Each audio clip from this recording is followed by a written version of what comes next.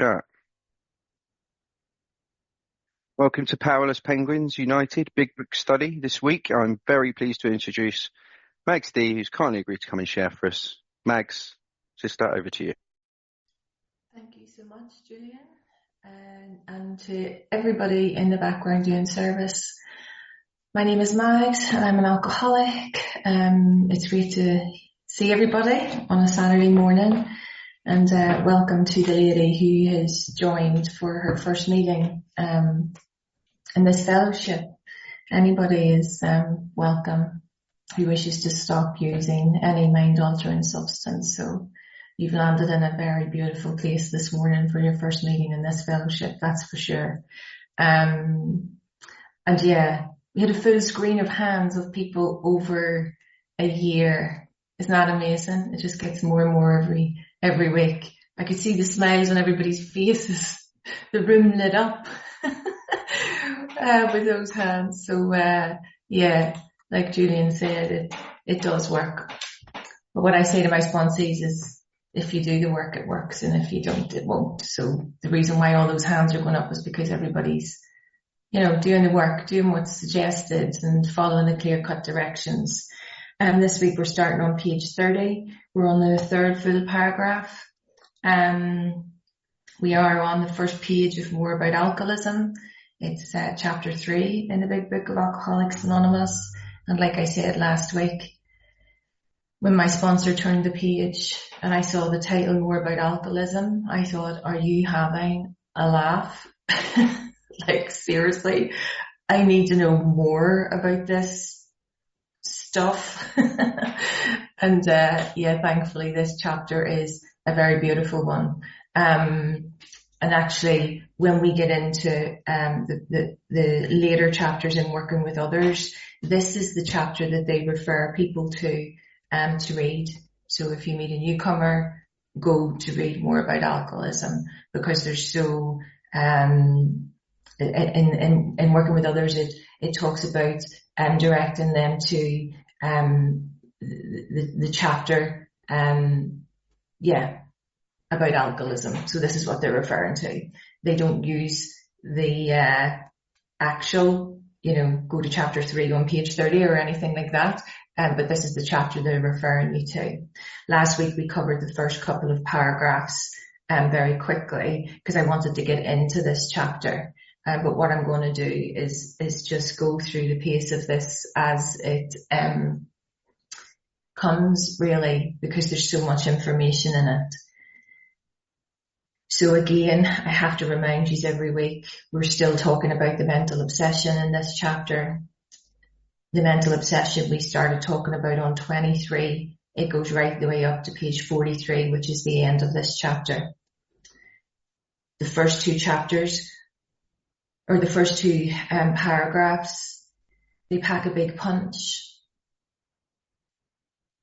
I remember at the end of last week's meeting, someone shared about the fact that, the line that jumped out to them was the line in the second paragraph that we had to fully concede to our innermost selves that we were alcoholics, addicts. Because the reality of it is the illusion, the delusion that we have, this illusion, this trickery of the mind that we are like other people and can use and drink safely. This delusion that we have, this false idea that we are like other people, needs to be smashed. And that last word in that second paragraph, smashed. What this chapter is going to do is smash home the fact that you are not like a normal person. If you are an alcoholic addict, you're not the same as everybody else. I can only talk from my experience. I react really normally to everything in my life, but I have a complete and utter abnormal reaction to alcohol, which is a really, really normal substance. And when the alcohol stopped working, like it says in your meetings at the beginning, I have an addiction. That is an illness. I swapped one addiction for the other. When the alcohol wasn't having the impact it was having on me, then I moved to other substances. It was simple as that. I just kept trying to find the next. But what this chapter does is enable us, well, the first 100 smash home again, again, and again. They emphasize and re-emphasize, because if you haven't heard it the first time, they're not going to let you miss it. That's what I love about the thread that runs through the big book, right from the front cover page, right to page 164. They will always give us these little reminders so that we don't forget what we've been taught up to this point. So let's get into this paragraph. This paragraph is just, it's just so incredible. And really think about this, because in terms of your own experience, remember, as we're going through step 1, you're asking yourself, is this me? And I can tell you from the bottom of my heart that this was me. And listen to the word control.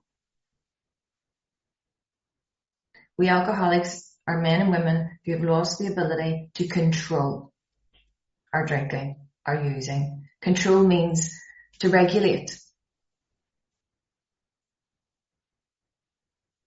In simple terms, just use the word control. Let's not make it any more complicated, Max. Don't know why I said that word. Anyway,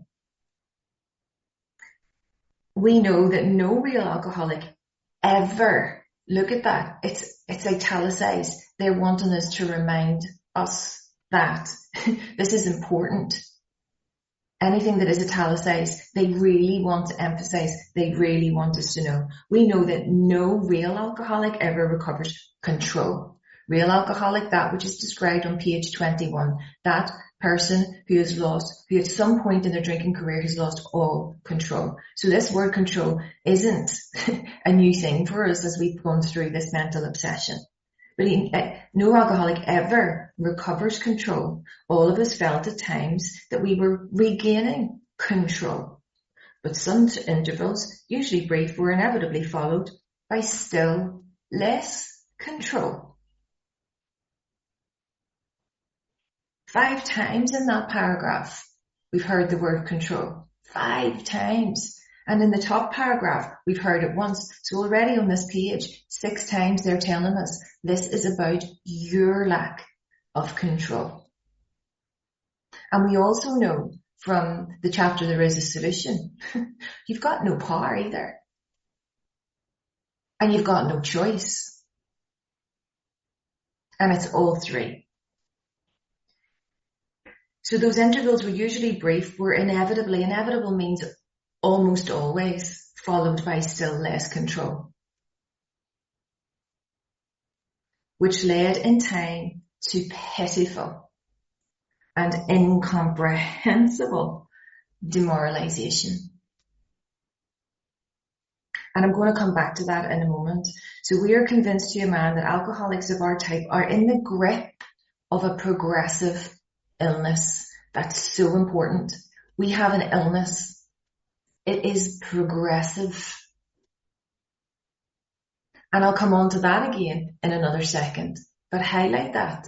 You are a sick person. We are sick people. When we're in the grips of our addiction, we're in the grips of our using. Over any considerable period of time, we get worse. Never better. This is going to get worse. It never gets better when you're trying to do this by yourself. So here's the thing. Nowhere in the 164 pages do you hear the term rock bottom being used. Nowhere. You might hear it in a couple of the personal stories, but nowhere in the 164 pages does it talk about rock bottom. What it talks about is pitiful and incomprehensible demoralization. And I'll tell you the reason why I don't use the term rock bottom with my sponsees. Every single time I thought I hit a rock bottom, the trapdoor opened, I fell again. I thought I hit a rock bottom, the trapdoor opened, I fell again. Every time I thought I hit a rock bottom, the trapdoor opened and I fell again. After every attempt by myself, after every relapse, it got worse, never better. And it wasn't until the point of pitiful and totally and utterly incomprehensible demoralization where I thought to myself, oh my God, something has to change because I can't do this by myself. And I'm going to share one of those moments with you, actually the moment that transformed my life.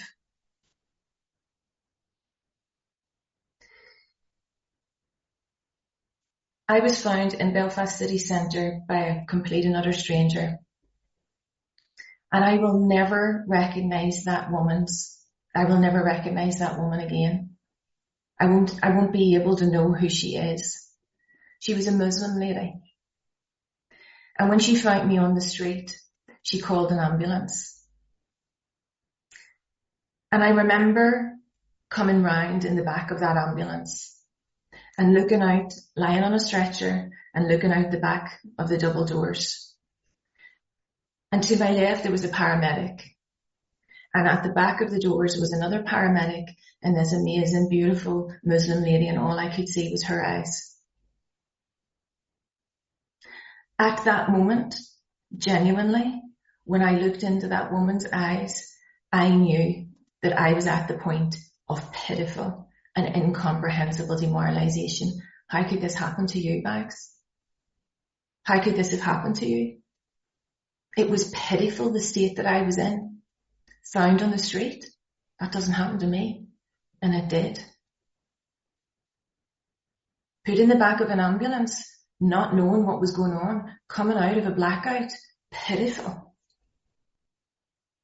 That doesn't happen to you, Max. But it did. Totally and utterly incomprehensible. It did not make any sense. It did not make any sense. And that beautiful woman, thank God for her. And for those paramedics. Thank God for them. But the reality of it is, they took me to hospital. I went through a medical treatment, a medical detox for 5 days. The medical team then issued me with medication to take after I left.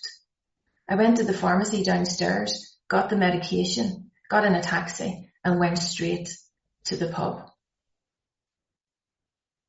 Totally and utterly incomprehensible. The mental obsession was still on me. I was trying to do this by myself. I still thought I had control. Yet in that moment where I looked into that woman's eyes, there was still part of me that knew this had to stop. But of myself, I couldn't do it. So I went out again, and it got worse than ever before.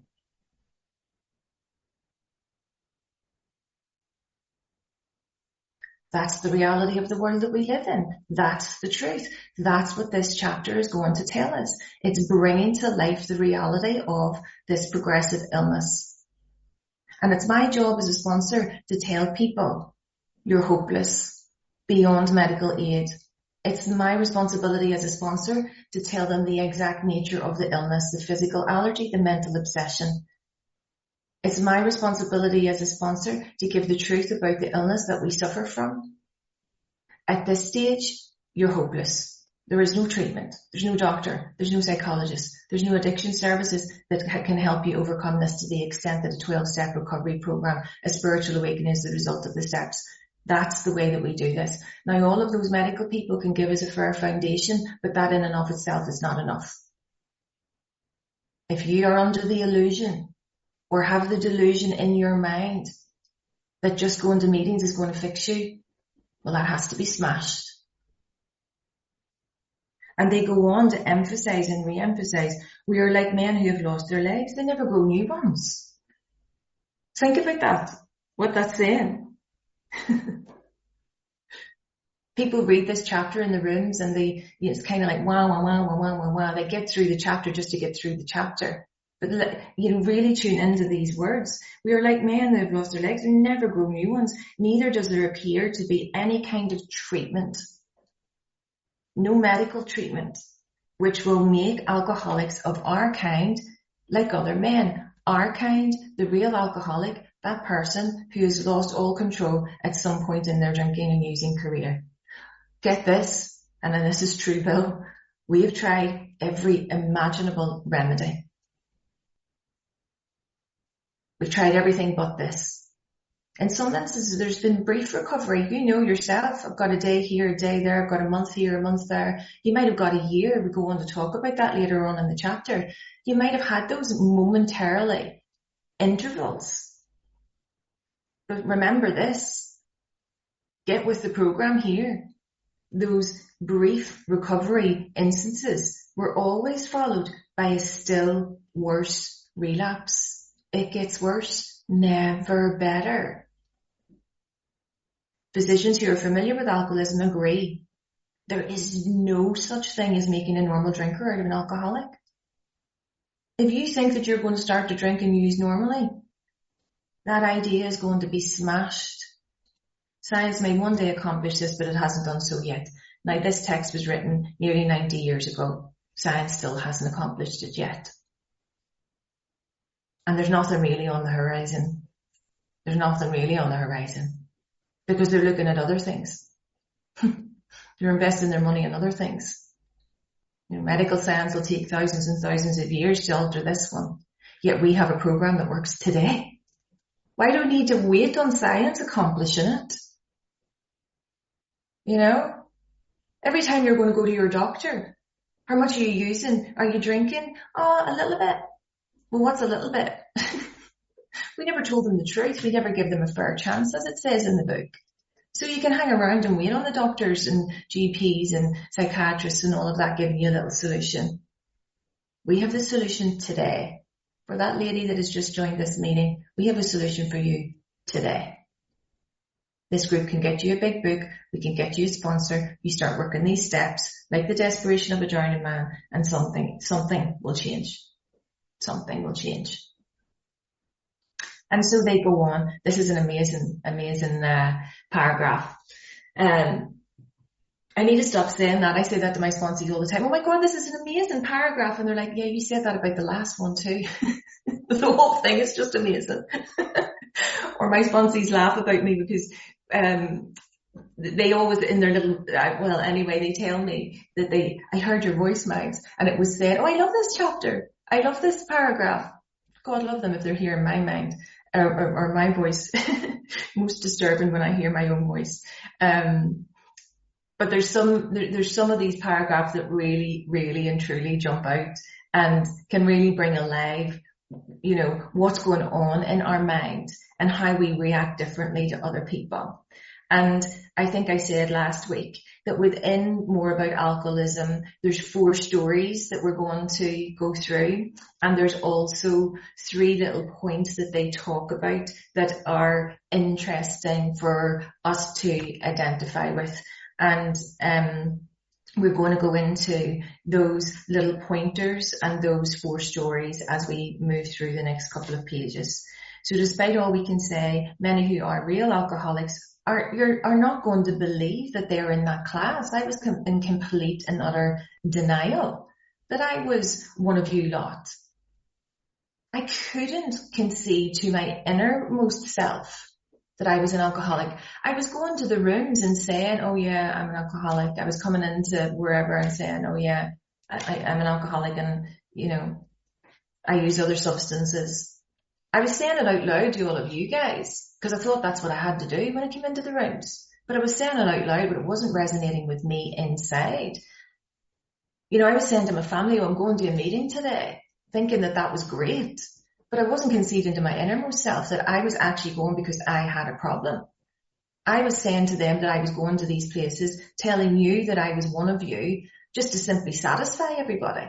Was not understanding or not clicking in my mind that actually you had the solution. I was just going through the motions. Because I believed I wasn't the same with you guys. And that's why when we set aside every single thing we think we know to have this new experience with God, something else starts to get in. And this is what I did by every form of self-deception. It's really important.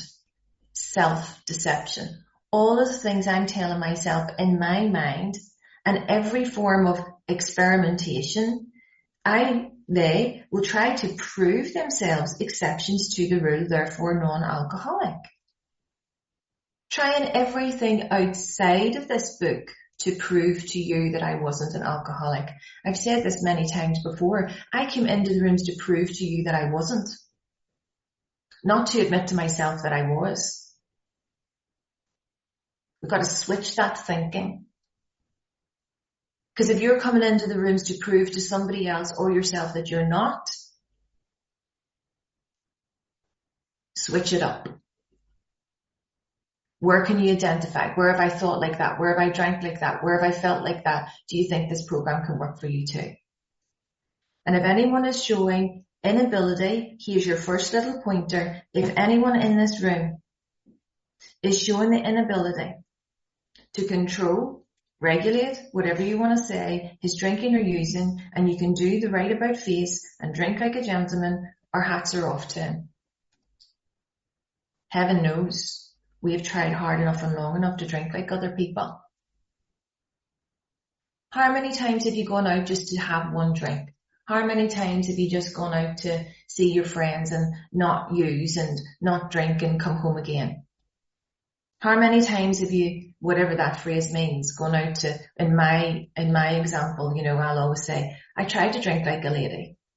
I went out for a couple of glasses of Prosecco. I tried to drink like a lady.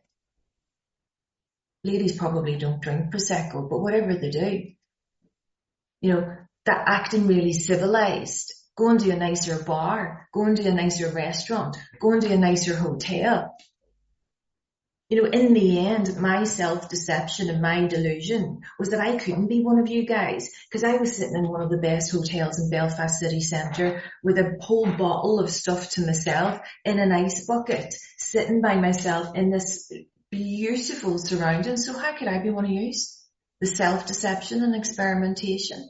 In the end, I was still rolling out of the place or having to be picked up by my friend and put into the back of a taxi or picked up by my friend and dropped home, waking up on the sofa at 6:30 the next morning, having to get up and go to work. Every form of self-deception that I wasn't one of you guys. The funny thing about it is, one of my major amends that I had to make when I got into my step 9 was I had to go back to that beautiful hotel and pay the bills that I never paid. That was a beautiful experience too. And that line in Bill's story where they talk about, the bartender wearing fat checks, he smiled. I was that person because when I went to make the amends, the manager of the bar just smiled when I walked through the door. He knew exactly who I was and what I was there for. And we had the conversation about the fact that I wasn't really a lady and how he had seen me in so many different shapes and forms. But that was my self-deception and the illusion of what the addiction had done to me. That might be you. I don't know. It might not. But my story isn't relevant right now. It's yours. Because you're asking yourself, are you trying by every single form of self-deception and experimentation to prove that you're not one of us? Because I'll tell you now, that's exhausting. That is hard work. And yet the easier, softer way is to do this. And then they go on, and I'm going to read this paragraph really, really quickly. Think about this. Here are some of the methods we have tried. Drinking beer only, limiting the number of drinks, never drinking alone, never drinking in the morning, drinking only at home, never having it in the house, never drinking during business hours, drinking only at parties, switching from scotch to brandy, drinking only natural wines, a Granger Resign I've ever drunk on the job, taking a trip, not taking a trip, swearing off forever, with and without a solemn oath, taking more physical exercise, reading inspirational books, going to health farms and sanitariums, accepting voluntary commitment to asylums. We could increase the list ad infinitum. Ad infinitum, again and again and again, in the same way forever. So I read that paragraph really, really quickly because in actual fact, I don't like to dwell on it because there's no point dwelling on all of those things that we've tried. They didn't work. I could have added to them again and again and again. And even if some of the things that you're trying right now or have tried aren't in that little list, don't separate yourself. Add them to the list. Just because you haven't done these or tried these ways of overcoming things doesn't mean that you're still not one of us. Don't let that mind of yours tell you that you're different. And then the bottom of page 31, this line is so exceptionally important. As a sponsor, as a member of the fellowship, we do not like to pronounce any individual as alcoholic.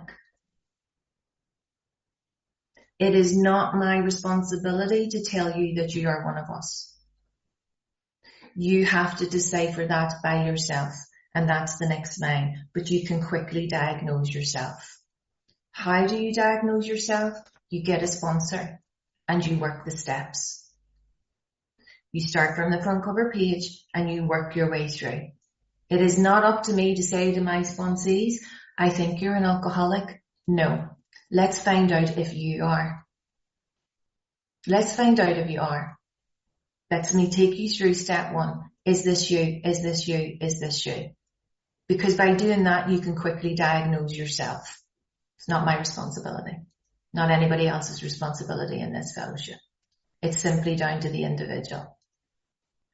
But if you're sitting in the rooms not doing the work without a sponsor, you're not going to be able to diagnose yourself because you're going to be looking at everything from the perspective and the lens from which you're looking at your life, thinking you're not one of us. Sometimes you have to hear the reality, not sometimes, all the times you have to hear the reality of what is set out in this book to fully understand what it is that you suffer from, the physical allergy, the mental obsession. So it's not okay for me to say to somebody, I think you're an alcoholic. It's not okay for me to say you are an alcoholic. It's up to them to diagnose themselves. Now, when we get to a particular point in the book, there's a specific couple of questions that I can ask as the sponsor to decipher whether one might be an alcoholic and therefore whether I can help them. But even in that diagnostic, it's not up to me to say, I think you are. I can ask those two questions. It gives me some insight and then I take them through the pages. I don't get involved in whether you are or not or the quizzical of it all. I just take you through the pages. If anybody has any questions about that, give me a call. But that line is so important. We do not pronounce any individual as alcoholic, but you can quickly diagnose yourself. And here's the second little pointer. So the first little pointer was drink like a gentleman. This is the second little pointer. Step over to the nearest barroom and try some controlled drinking. That's your second little pointer. Now, it is so incredibly important that that line is taken within the context in which it is written in this book. It is not okay in the rooms within the fellowship to sit in a meeting and to say out loud to a newcomer, step over to the nearest barroom, just try some controlled drinking. Not good enough. Because that's not what this line is saying. Because if we say that line in the room in the way that I've said it there, the newcomer could be looking and going, oh, well, that fellowship's telling me just to step over to the nearest barroom and try some controlled drinking. That person may never get back because they don't know the context in which we're saying that. The purpose here is for me as the sponsor to say, okay, do you recall those times when you've tried to step over to the nearest barroom and try some controlled drinking? Let's talk about those examples.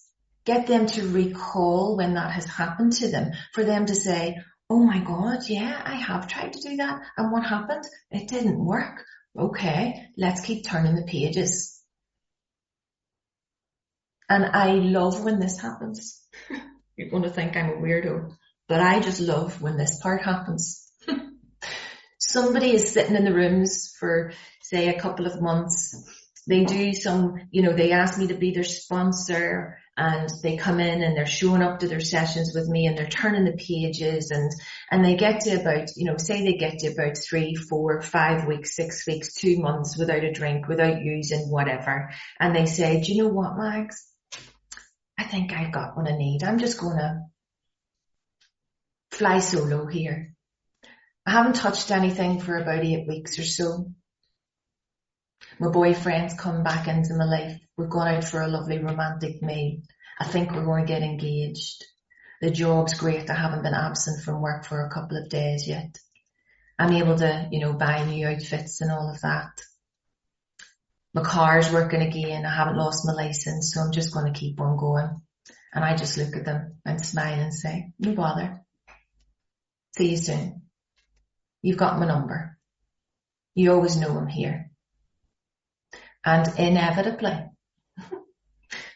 which means almost always, I will get a little message or I will get a little call with somebody saying, it's happened again. It's happened again.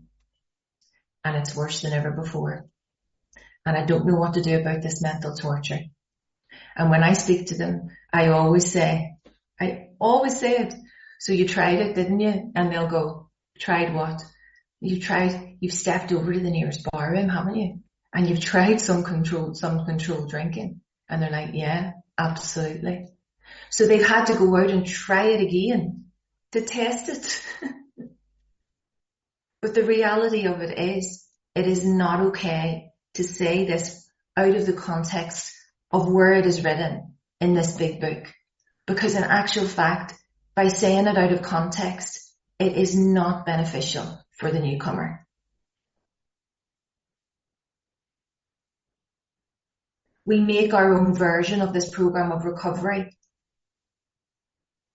I am not giving anybody my own version of this recovery program. I'm giving them this recovery program from the big book. I don't give them anything else other than this.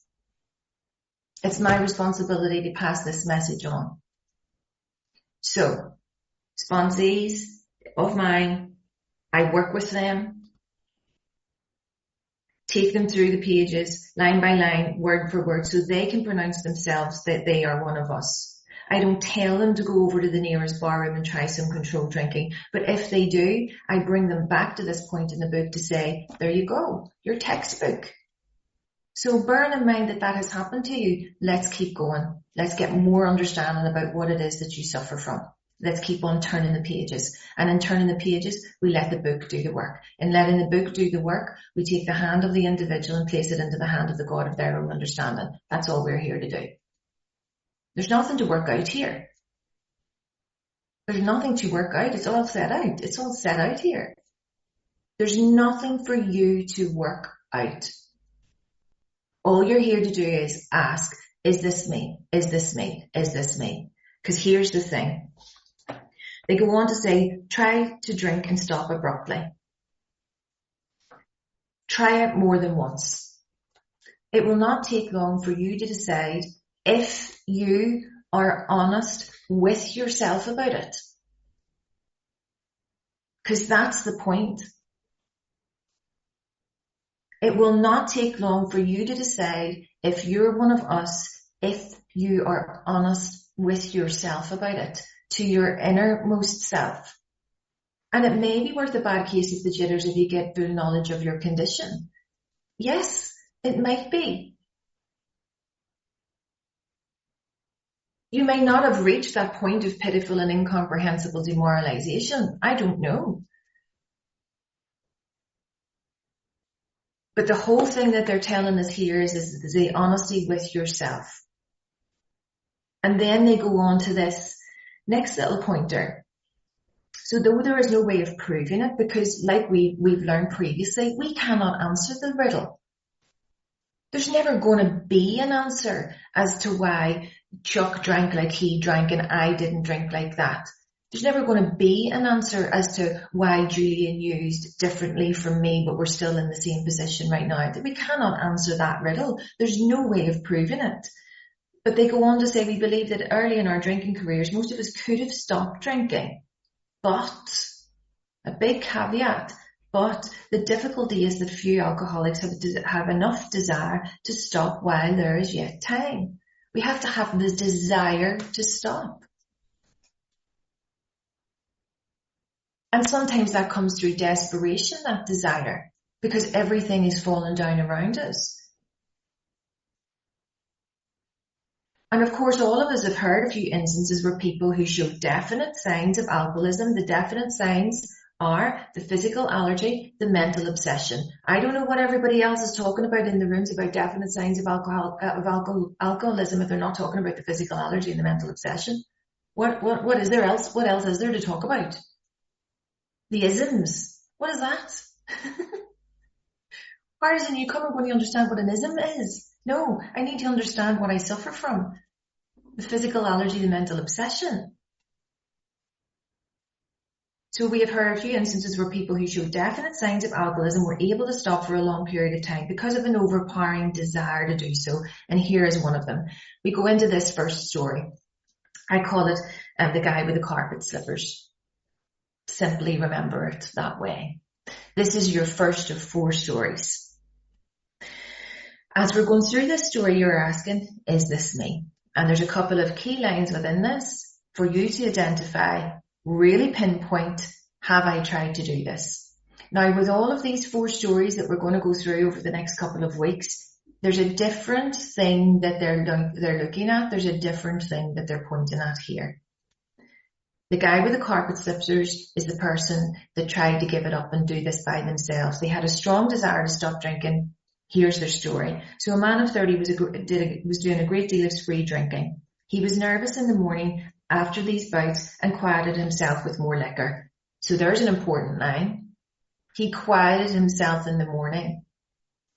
He needed that sense of ease and comfort that he got from picking up the first drink, like it talks about in the doctor's opinion. The mental obsession was on him in the morning. The physical allergy he had, the physical allergy was manifesting itself in these cravings, manifesting itself in the jitteriness in the morning. The only way he could quiet that was, oh my God, the mental obsession. I need more drink. I need more stuff. I need whatever to stop. The sense of ease and comfort, the mental obsession, the insanity of picking up that first thing, knowing that it was going to damage you anyway.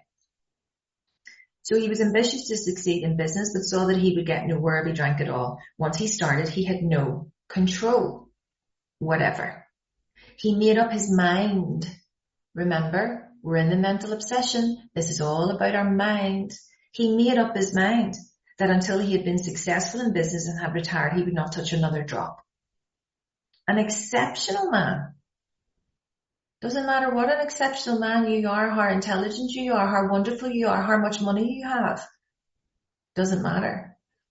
But he was an exceptional man. He remained bone dry for 25 years and retired at the age of 55 after a successful and happy business career. Happy days. Good for him. Good for him. But the point to tap into here is this.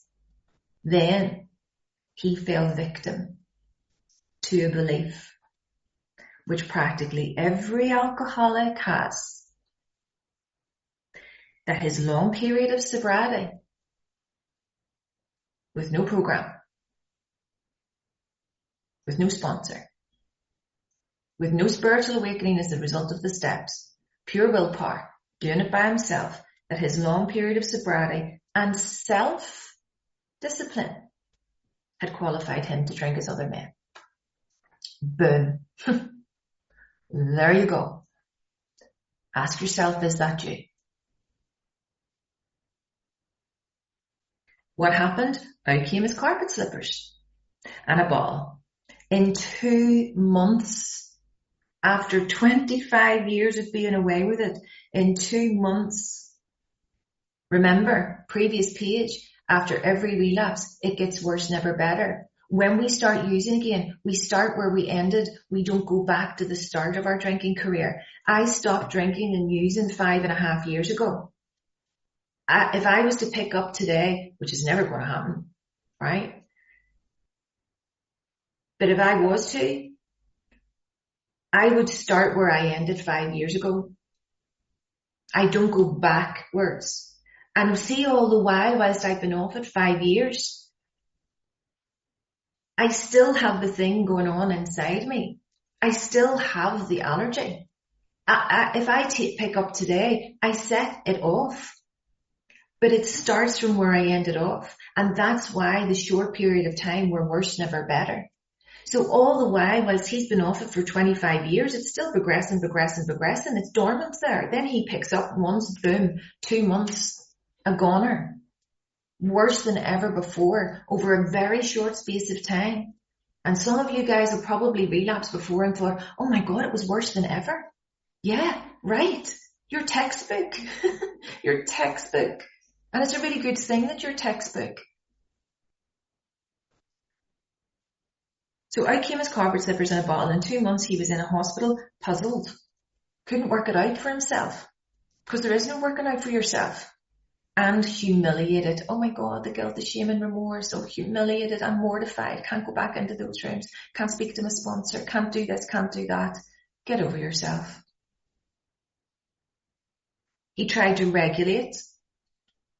He tried to control his drinking for a while, making several trips to the hospital meantime. Then, gathering all his forces, his self-discipline, he attempted to stop all together.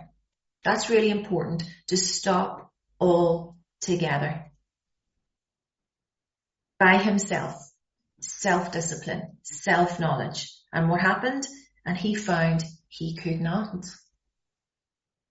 Every means of solving his problems, like it says in the doctor's opinion, the aggregate of all of these things, everything, all those little things he tried to do by himself, adding all of those things up, every means of solving his problem, which money could buy, was at his disposal. Every attempt failed.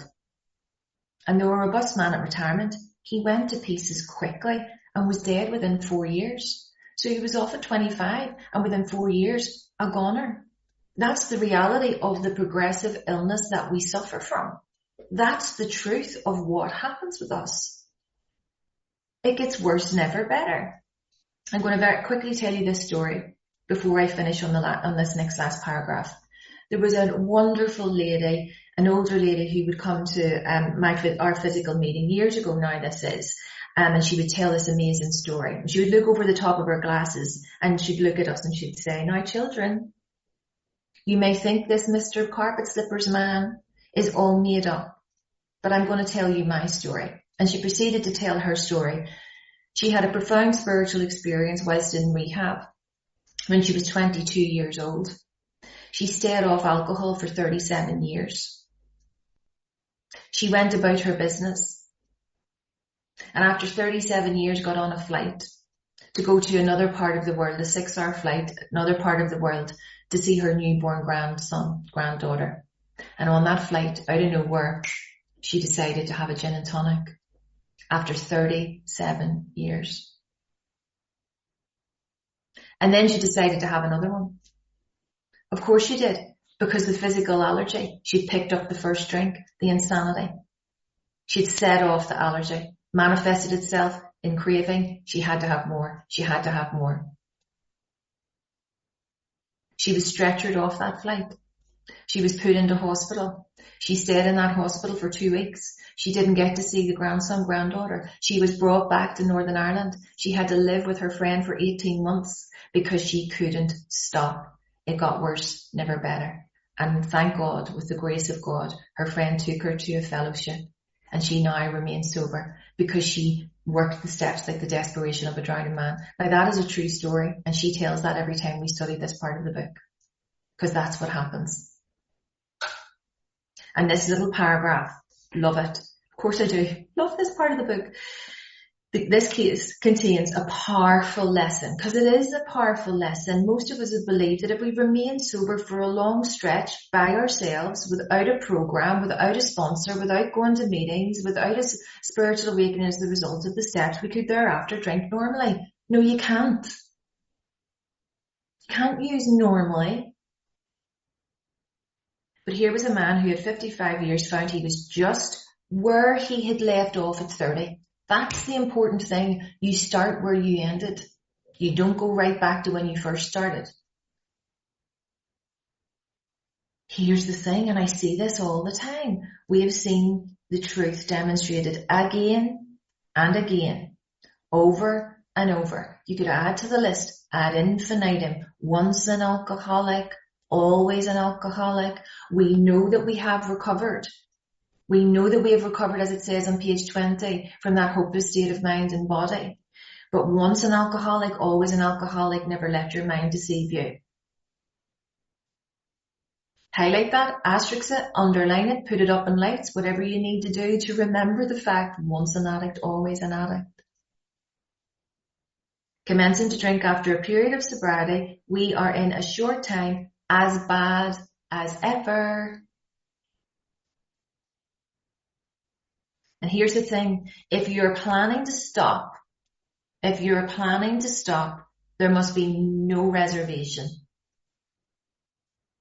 You can't, like you go to a hotel and book a room and make a reservation, or you go to a restaurant and you book a reservation that somebody's going to hold the space for you and that space is yours. That does not apply to your addiction. You cannot hold a space in your mind anywhere that one day you're going to be okay, because you're not.